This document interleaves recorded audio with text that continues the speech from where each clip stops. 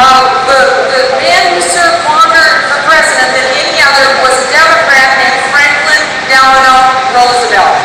And he said this, he said, to live under the United States Constitution is he said the United States Constitution is the most marvelously elastic compilation of rules of government ever written. Is that what our Constitution is? Not at all. What we have is a limited view, and Calvin Coolidge had a very different view. He said it's the greatest political privilege that's ever been accorded to the human race to live under the American Constitution. That's my view, too.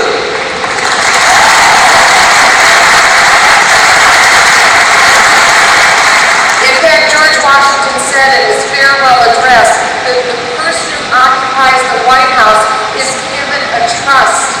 He didn't even call it necessarily the presidency. He called it an executive trust. That's what you get to choose here in Florida. You get to choose who you are going to entrust the highest office in the land to take hold of this treasure that was given to us 235 years ago. We are a tremendous nation, unlike any nation that has ever been birthed in the history of mankind. No other nation has given the depth and breadth of freedoms of this nation. In this unparalleled vision that was given to us by our founders, every generation has successfully forged a link from 235 years ago through thick and thin, through wars and trials and recessions and ups and downs. Every generation has faithfully transferred that torch and forged one more link on the chain.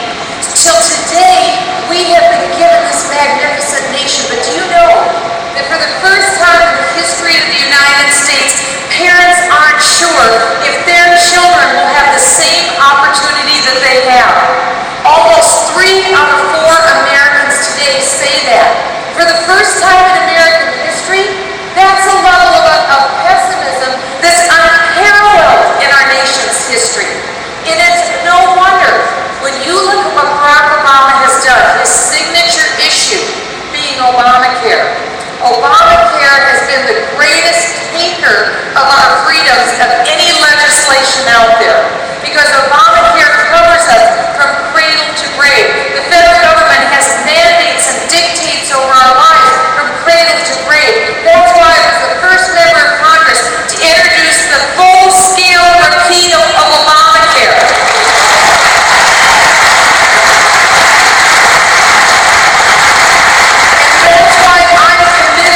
As the nominee of the Republican Party, I won't rest until I can elect 13 more like-minded United States senators, so we have a filibuster-proof majority in the Senate.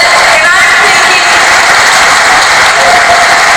I'm thinking on the pattern of a Senator Marco Rubio. What do you think?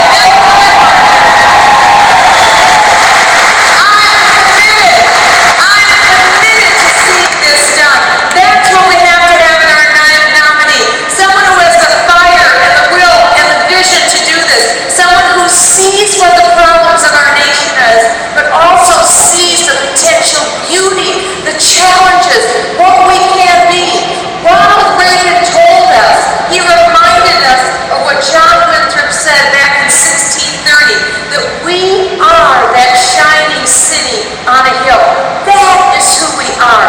Greatness is what we were created to be. A majestic nation is what we were meant to be. And a majestic, magnificent, great nation is again what we can embrace if we have that leadership. I know we can. And it isn't just Obamacare, it's also in the issue of immigration. Because what we've seen with President Obama is that he's opened up our borders, not closed our borders. As President of the United States, I will build a fence on our southern border against illegal immigration. We will not have taxpayer-subsidized benefits for illegal immigrants or for their children.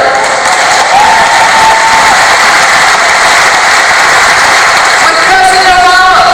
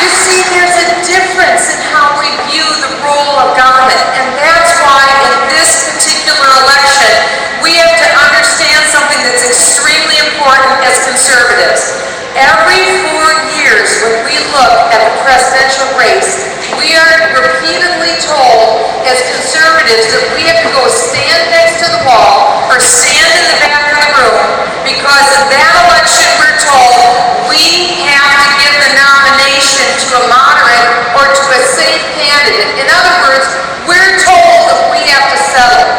Well, I'm here to say to you, I have no doubt in my mind that President Obama has one of the lowest job approval ratings of any president in modern times, and he hasn't reached the basement yet. His approval ratings are going lower. I have no doubt that President Obama will be a one-term president. No doubt. As a matter of fact, I say get ready, Florida. You need to recruit candidates at every level, the dog catcher, to the city council, to the school board, to the state assembly, to the Senate, every candidate all the way up to the President of the United States. Find the candidate that most reflects your values, who you believe will actually go to Washington and change Washington.